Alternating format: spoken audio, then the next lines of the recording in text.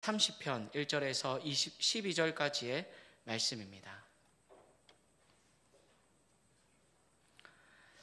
시편 30편 1절에서 12절까지의 말씀입니다.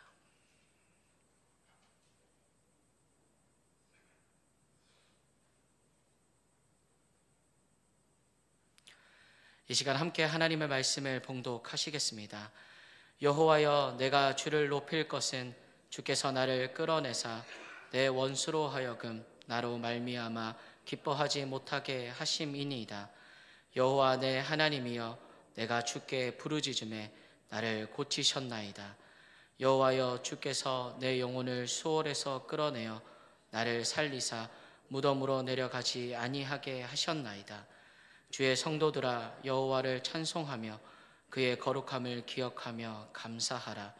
그의 노염은 잠깐이요 그의 은총은 평생이로다. 저녁에는 울음이 깃들일지라도 아침에는 기쁨이 오리로다. 내가 형통할 때에 말하기를 영원히 흔들리지 아니라 하였도다. 여호와여, 주의 은혜로 나를 산같이 굳게 세우셨더니 주의 얼굴을 가리심에 내가 근심하였나이다. 여호와여, 내가 주께 부르짖고 여호와께 간구하기를 내가 무덤에 내려갈 때에 나의 피가 무슨 유익이 있으리요? 진토가 어떻게 주를 찬송하며 주의 진리를 선포하리이까? 여호와여, 들으시고 내게 은혜를 베푸소서. 여호와여, 나를 돕는 자가 되소서 하였나이다. 주께서 나의 슬픔이 변하여 내게 춤이 되게 하시며 나의 베옷을 벗기고 기쁨으로 띠띠우셨나이다.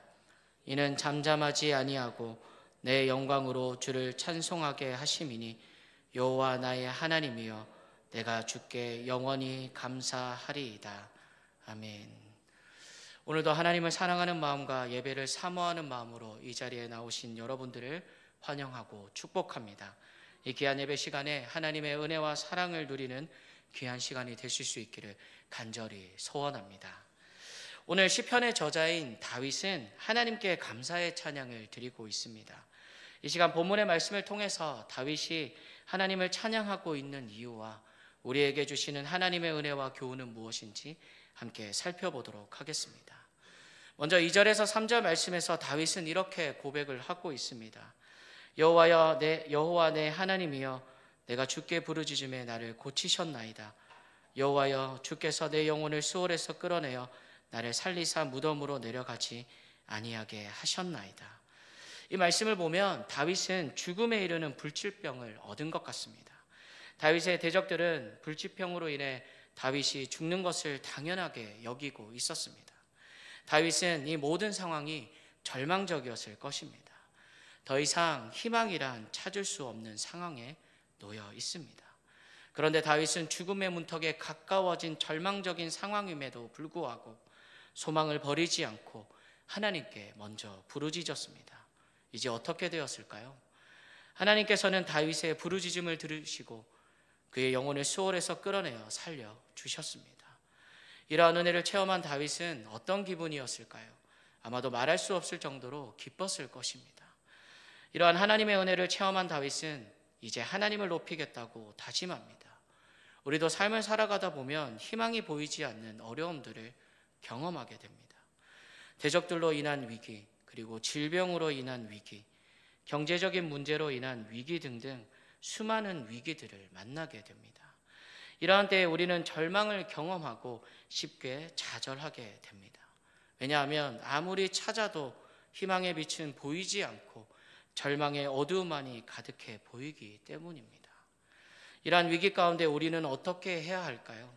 그저 절망을 안고 슬퍼하며 살아가야 할까요? 아닙니다. 하나님을 향한 소망을 가지고 먼저 하나님께 부르짖어야 합니다.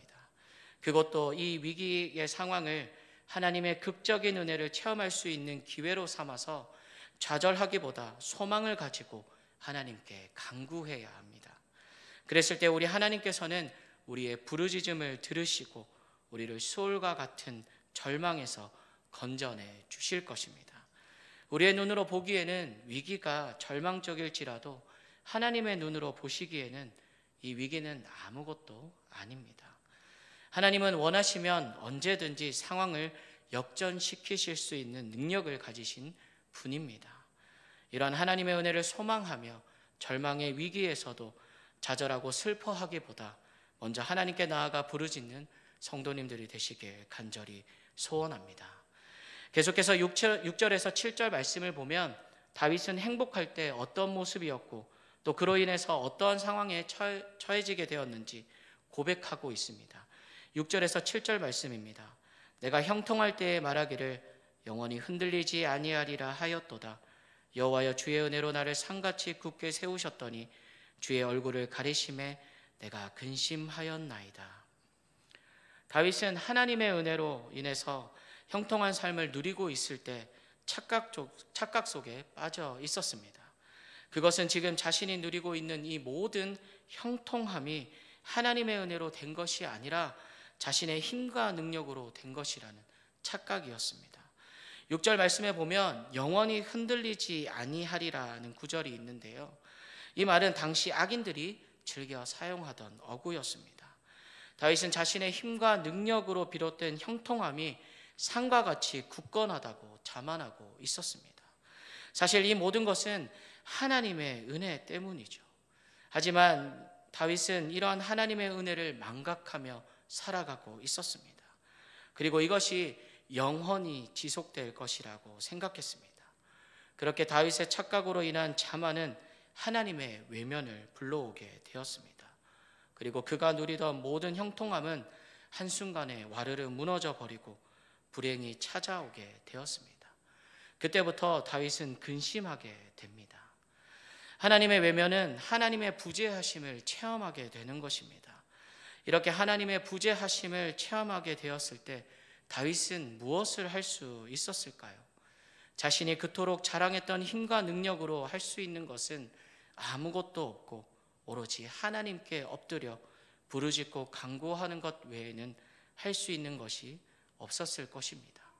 그런데 이렇게 기도하는 와중에 다윗은 자신에게 주어진 모든 형통함이 내 힘과 능력으로 비롯된 것이 아니라 하나님의 은혜임을 깨닫게 되었습니다.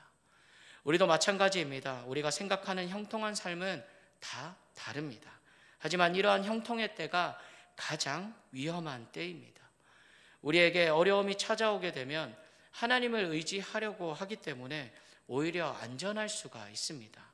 하지만 형통하게 되면 처음에는 감사의 삶을 살아가게 되지만 이것이 익숙해지면 우리에게 허락하신 하나님의 은혜를 망각하고 교만에 빠지기 쉽습니다.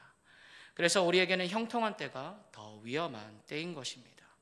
그렇기 때문에 우리가 형통할 때 더욱더 하나님께 기도하며 겸손한 마음으로 감사하는 마음을 가지고 삶을 살아갈 수 있도록 노력해야 합니다. 이러한 삶이 여러분들의 삶이 될 수 있기를 간절히 소원합니다. 그렇게 다윗은 하나님께 부르짖고 간구하는 기도를 드리는 중에 깨닫는 것이 하나 더 있었습니다. 그것은 바로 자신이 죽지 않고 살아가야 할 이유였습니다. 9절에서 이렇게 다윗은 고백하고 있습니다. 내가 무덤에 내려갈 때 나의 피가 무슨 유익이 있으리요? 진토가 어떻게 주를 찬송하며 주의 진리를 선포하리이까? 자신의 죽음이 하나님께 아무 유익이 없고 하나님께도 손해라는 사실이라고 이야기하고 있는 내용입니다. 다윗은 죽음의 문턱까지 가게 되었을 때 비로소 인간이 사는 진정한 이유를 깨닫게 된 것입니다. 우리가 사는 이유가 무엇이겠습니까? 9절에 다윗이 고백하고 있듯이 하나님을 찬양하며 하나님의 진리를 전하기 위함입니다. 여러분들은 무엇을 위해 살아가고 계십니까?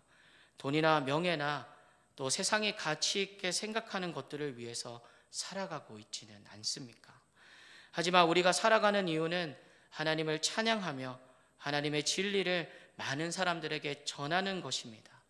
세상이 가치 있게 생각하는 것보다 하나님을 찬양하는 것이, 하나님의 진리를 전하는 것이 더 가치 있는 일입니다. 이러한 사실을 잊지 않고 언제 어디서나 하나님을 찬양하며 하나님의 진리를 전하는 여러분들이 되시길 간절히 소원합니다. 다윗은 기도를 통해 오만한 사람에서 겸손한 사람으로 변화되었습니다. 다윗은 죽음에 이르는 불치병이라는 비싼 수업료를 지불하고 나서야 하나님의 은혜와 도우심만이 인생의 진정한 토대가 됨을 깨닫게 되었습니다. 그리고 다윗은 하나님의 응답을 받았습니다.